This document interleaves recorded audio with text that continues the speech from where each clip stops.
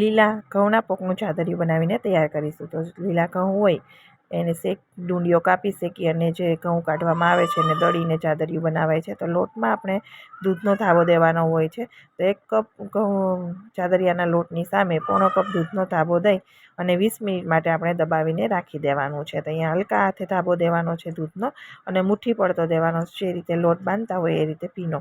પછી આ રીતે દબાવી અને ઢક્કણ ઢાંકી 20 મિનિટ માટે રાખી દેવાનો.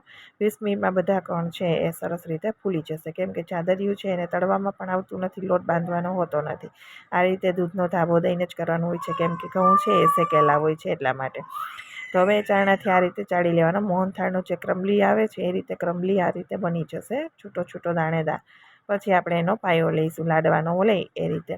તો 1 કપ ચાદરિયાનો લોટ હતો એની સામે અહીંયા અડધો કપ ભરીને ઘી લીધું છે અને સાથે 1 કપ ગોળ લીધો છે. 1 કપ લોટ, 1 કપ ગોળ અને અડધો કપ ઘી. તો ઘી છે થોડું ઘાટું હતું, એટલે જો તમારું ઘી ઓગળેલું હોય તો અડધા કપથી થોડું ઉપર નાખવાનું. હવે જ્યાં સુધી ગોળ ઓગળે ત્યાં સુધી ગેસની ફ્લેમ લો રાખવાની, પછી વધારી દેવાની. અને જે રીતે પાયો આપણે લાડુનો લઈ ઉપર ફ્લફી ગોળ તરી જાવે એટલો, ત્યાર પછી ગેસની ફ્લેમ બંધ કરી અને આપણે ચાદરિયાનો લોટ નાખવાનો છે. અને જો નીચે ઉતારીને તમે મિક્સ કરો તો પણ ચાલે. તો અહીંયા તમે જોઈ શકો છો ગોળ એકદમ સરસ ફ્લફી થઈ ગયો છે, ઉપર આવી રહ્યો છે. તો હવે આપણે ચાદરિયાનો લોટ એની અંદર નાખી અને સરસ રીતે મિક્સ કરી દઈશું.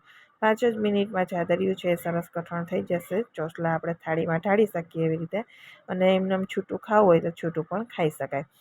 તમને મારા ચાદરિયાની રેસીપી પસંદ આવે તો મારી ચેનલને સબસ્ક્રાઈબ જરૂરથી કરજો. વિડીયોને લાઇક અને શેર કરવાનું બિલકુલ ભૂલતા નહીં.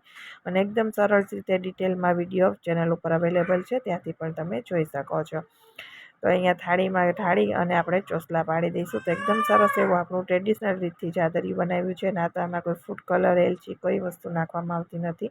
ફક્ત શેકેલા ઘઉંનો હોય છે અને એનો ટેસ્ટ એકદમ અલગ જ હોય છે અને સુગંધ પણ બહુ સરસ હોય છે. એટલા માટે આપણે બીજી કોઈ વસ્તુ આમાં નાખતા નથી. બસ દેશી ગોળનો પાયો લ્યો એટલે ટેસ્ટ અનેક ગણો વધી જશે. એટલો સરસ આ ચાદરિયું બનીને તૈયાર થાય છે.